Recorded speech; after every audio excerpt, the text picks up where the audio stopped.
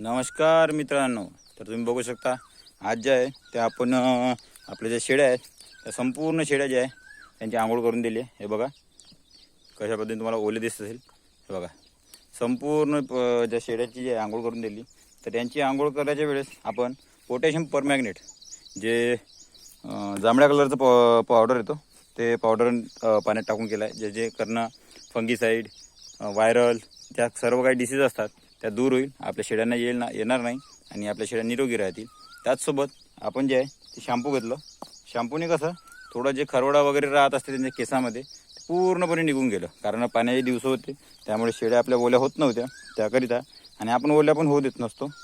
तर डेली नाही पण तुम्ही महिन्यातून एकदा तरी शेळ्यांना चांगल्या पद्धतीने अशा चांगल्या पाण्याने पद्धतीने वॉश करा, तेव्हाच तुमचं शेळ्या जे निरोगी राहतील. तर ठीक आहे.